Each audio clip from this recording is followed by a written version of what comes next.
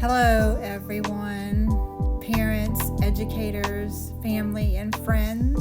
This is Dawn Roberts, the Counselor for Counselors. This school year and beginning of summer, I've been creating quick reference guides for our educators and counselors. I decided that maybe our parents would like a quick reference guide if you've been following through along this journey. And as school ends and summer begins, there might be some behaviors that our students may show.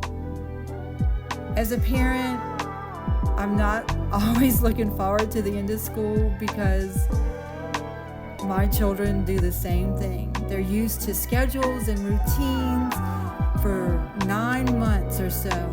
And then they have this summer coming, and what do we do as parents? They've been in the classroom for 8 hours a day, Monday through Friday, and now I have a whole summer with them. What do we do with these behaviors? So I thought a quick reference guide to some 5 useful summer strategies for parents.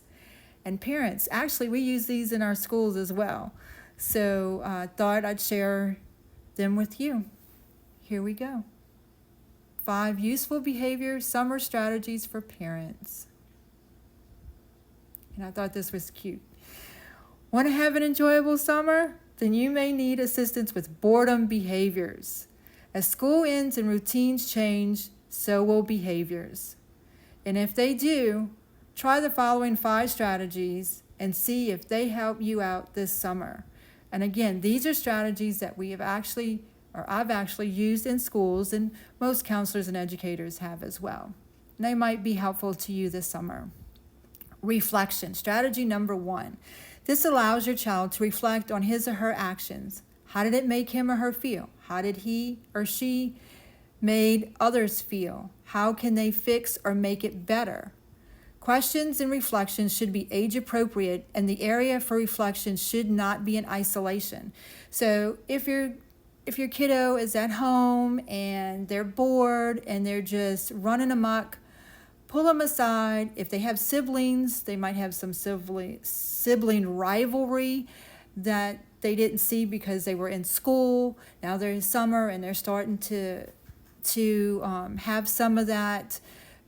Pull them aside and ask them, what's going on? How do you think that made your sibling feel? Or even if they did it to you, how do you think that made me feel? How did it make you feel when you did it? Do you think it deserves an apology? And we can't force an apology on our kiddos, and we don't force apologies at school as well. I know in our district, or me personally, I don't force an apology. I strongly suggest it, though, to build those and restore those relationships. Strategy number 2, creative minds. This is a great time for a bit of distraction with a moment of creativity. Provide a blank sheet of paper and crayons, paint, and ask your child to be creative about what they are struggling with. You can set a timer for this and allow for time, freedom, and allow for creativity to flourish no matter how long it takes. Even if the timer goes off and you see that they're actively doing it, then I wouldn't bother changing it. But if they're doing something that is destructive or is not appropriate, provide them with a different activity.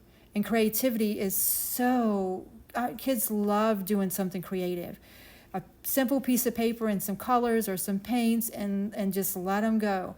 And if it is a time, I don't want to do this, and it's time, and they do the whole whining bit, then set a timer. Okay, I'm going to set a timer, and you do it this. And before long, once they're into it, they're enjoying it, and the timer's gone off.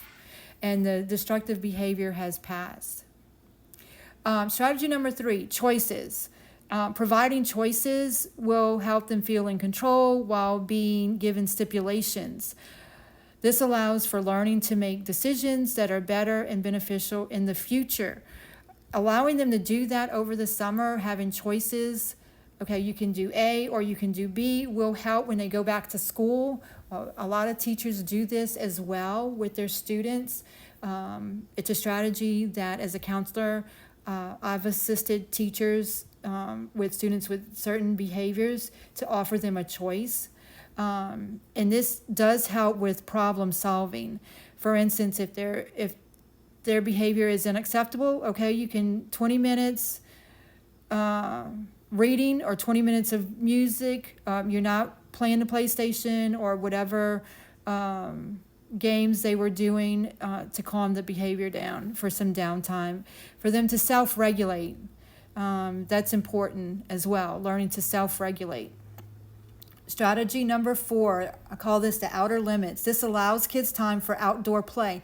Have them play ball, ride a bike, go to the park, exercise, even a skateboard if you have a skateboard park. It seems like a reward to them, and it's actually a way for them to learn to change one behavior for another by a little distraction, change of mindset by doing something they enjoy. So if they're fussing and yelling and they're inside and it's a nice day outside, have them go outside and ride a bike. Let's go take a walk. If you have a park, let's go to the park. And it might seem like a reward to them. Oh, look, we get to do this, but it changes that behavior. We go from inside, fighting over a video game, and taking them outdoors, getting some fresh air, doing something else. Not to say that a new behavior might not, if they're siblings, might not arise, but at least for the moment, it changes and they're in a different setting. Strategy number 5, a boredom toolkit or toolbox. I actually have one of those in my office. I encourage teachers to have them as well. This is a sense of creativity for us as well to figure out what to put in it. But you can put like fidgets and pop-its, sensory items, coloring books, puzzles, Legos, books, age-appropriate books, that are sensory focused and provides downtime when necessary.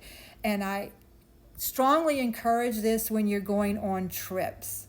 If you're going on long trips and there's more than one kiddo, and even if there's only one kiddo in there, something that they can do while sitting on a long trip. This is great for them, and you can't always change scenery unless you park at a rest area and get some fresh air. But take away the video game if they're frustrated with that, and give them their sensory box.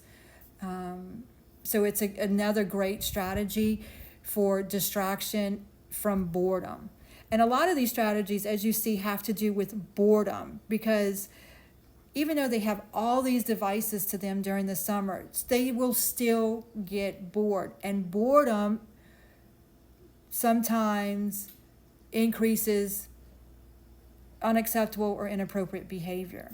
In short, you want everyone to have a fun and enjoyable summer. Therefore, by having these 5 strategies on hand can ensure that you do while teaching your kids valuable life lessons on managing their own behaviors. And that's what we want to do. We want to provide them with strategies that they can use not just for the summer, but when school returns. Parents, educators, counselors, if you found this short, quick reference guide, and I'm going to call it quick reference guide for parents, beneficial, let me know by reaching out to me at either of my social media sites or via email, thecounselorforcounselors@gmail.com. I hope y'all have a great and enjoyable summer. There are more of these to come over the summer to assist you, and I hope this one helps.